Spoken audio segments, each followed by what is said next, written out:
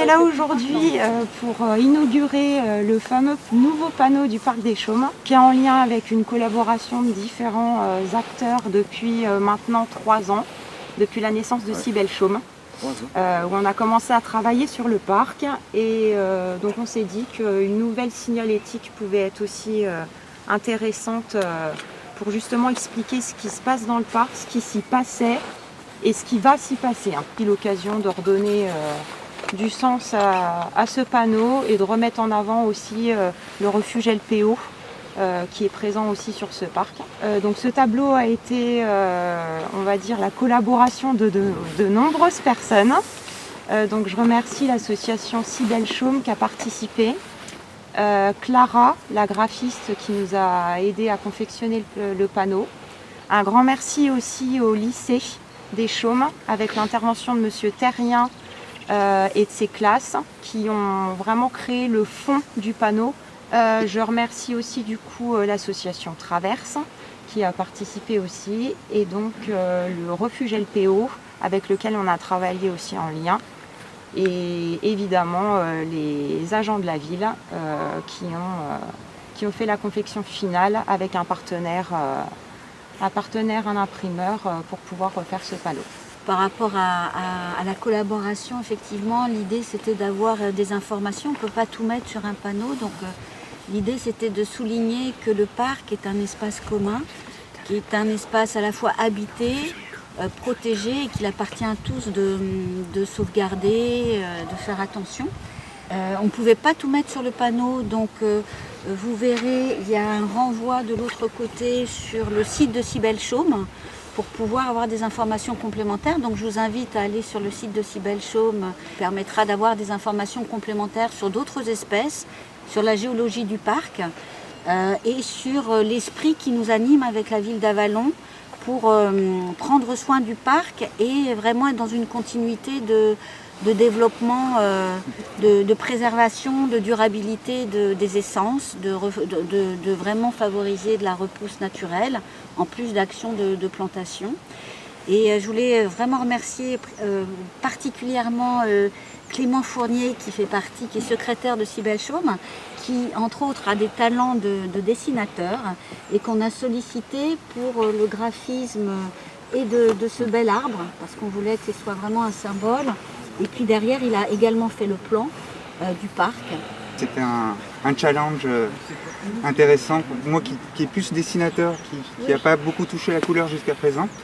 Et aussi justement d'associer j'ai toujours trouvé très complémentaire le fait d'associer le côté esthétique au côté jardin et côté production, nature. Et informations. Oui, c'est ça, oui.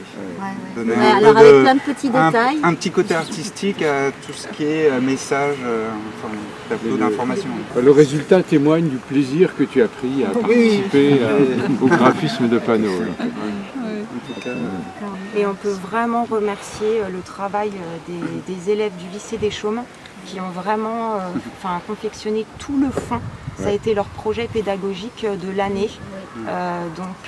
Notamment ils ont ramené toutes les informations sur la géologie du parc qu'on ne pouvait pas mettre ici parce que ça aurait fait trop de texte et encore une fois pour le public on a besoin d'avoir des visuels également, mais ils ont vraiment travaillé sur l'histoire du parc. Donc sur le site de Cybèle Chaume il y a tout leur travail complémentaire qu'on n'a pas pu intégrer ici. Il y avait cette idée aussi de charte, donc quand on regarde l'autre, si on se déplace de l'autre côté, espace habité, espace partagé, espace protégé. On avait vraiment, parce que la particularité de ce parc, c'est de servir de refuge aux oiseaux, c'est pour ça que c'est un refuge LPO, mais à de la faune, ça va du hérisson aux écureuils, en passant de temps en temps par des chevreuils, ils ne font que passer parce qu'ils ne restent pas, mais des fois du sanglier. Et puis il y a des riverains, donc voilà, et c'est aussi un espace de loisirs. Donc l'objectif en fait c'était de remettre un petit peu une organisation on va dire sur le parc en définissant bien quels sont les espaces protégés, quels sont les espaces qui peuvent être utilisés par les promeneurs, quels espaces peuvent être utilisés par les sportifs Enfin voilà, ça reste un parc, un lieu partagé, mais voilà, redéfinir les zones, ce qui a été fait aussi et ce qui est en cours. Et du coup maintenant voilà, les discussions se font en amont avec les associations sportives pour leur expliquer l'évolution du parc aussi. Enfin, voilà, on reprend un petit peu le parc de zéro parce qu'on a pu constater l'état du parc ces dernières années.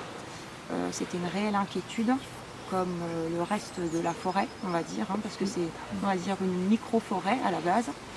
Et donc voilà, l'objectif c'était vraiment de redonner du sens au parc. Donc ça ne prendra pas 4 jours. On sait tous que les arbres mettent du temps, ne les verra pas, certains ne les verront pas. Mais voilà, c'est pour le futur. Ouais. Comme on dit, on plante les arbres pour les générations à venir, c'est pas ça. pour nous. Oui. Ouais, ça Exactement. fait sens.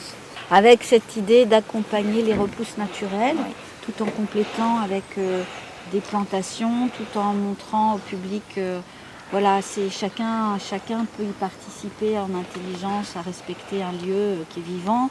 Ce qu'avait fait la ville d'Avallon en plantant les 43 arbres pour la naissance en 2023 des bébés de la commune, c'était aussi un acte fort de dire, voilà, c'est un espace qu'on doit préserver pour les générations futures, pour notre bonheur à nous.